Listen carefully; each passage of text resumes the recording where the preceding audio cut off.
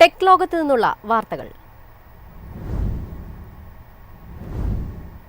Italian ആഡംബര വാഹന ബ്രാൻഡായ ലംബോർഗിനിയുടെ Indian നിർമ്മിതമായ ഇലക്ട്രിക് വാഹനം പുറത്തിറക്കി. കൈനറ്റിക് ഗ്രീനുമായി കൈകോർത്ത് ഇറ്റാലിയൻ കമ്പനി ഇറക്കിയത് ആഡംബര ഗോൾഫ് കാർട്ട്.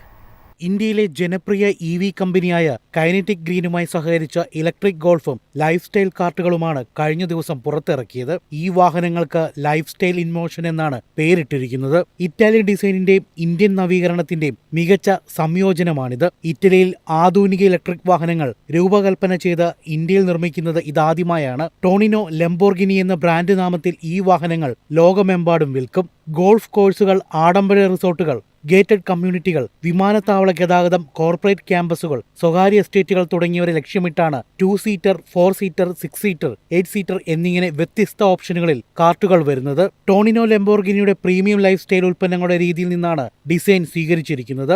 ഗോൾഫ് കാർട്ടുകൾക്കായുള്ള വളർന്നുവരുന്ന ആഗോള വിപണിയുടെ ഒരു വലിയ ഭാഗത്തെ ഇത് ലക്ഷ്യമിടുന്നു. News desk, MyFin TV. ആദ്യ AI പരീക്ഷണവുമായി നെറ്റ്ഫ്ലിക്സ്. ക്ലിക്കായി അർജന്റീനിയൻ പരമ്പര ദ എറ്റേണൌട്ട്.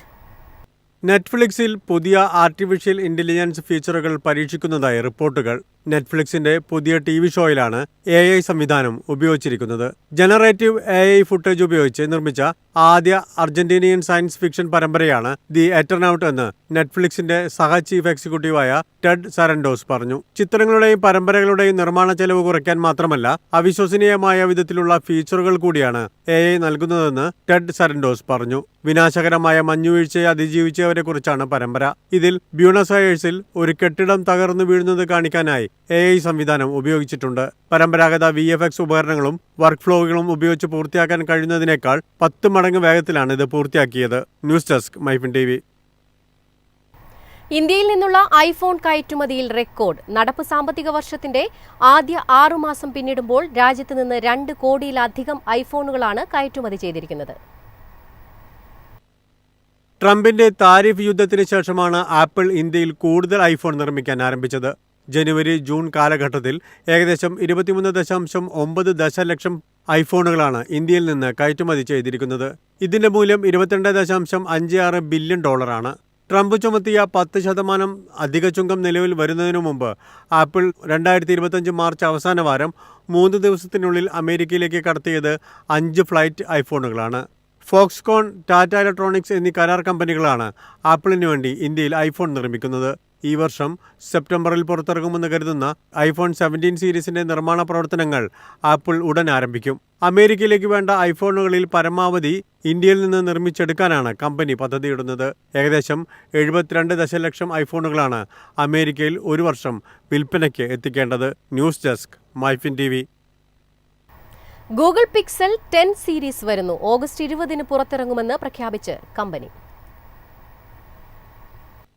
ഗൂഗിളിന്റെ പിക്സൽ 10 സീരീസ് ഡിവൈസുകൾ പുറത്തിറക്കുന്ന തീയതി പ്രഖ്യാപിച്ചു. ഓഗസ്റ്റ് 20-ന് നടക്കുന്ന മെയ്ഡ് ബൈ ഗൂഗിൾ പരിപാടിയിൽ ഗൂഗിളിന്റെ പുതിയ പിക്സൽ ഫോണുകൾ, പിക്സൽ ബഡ്സ്, പിക്സൽ വാച്ചുകൾ ഉൾപ്പെടെയുള്ള ഉപകരണങ്ങൾ അവതരിപ്പിക്കും. Google pixel 10, 10 pro, 10 pro XL, 10 pro fold എന്നീ ഫോണുകളാണ് ഇത്തവണ പുറത്തിറക്കുക. ഇതോടൊപ്പം pixel watch 3, pixel buds pro 2 എന്നിവയും പുറത്തിറക്കുമെന്നാണ് പ്രതീക്ഷ.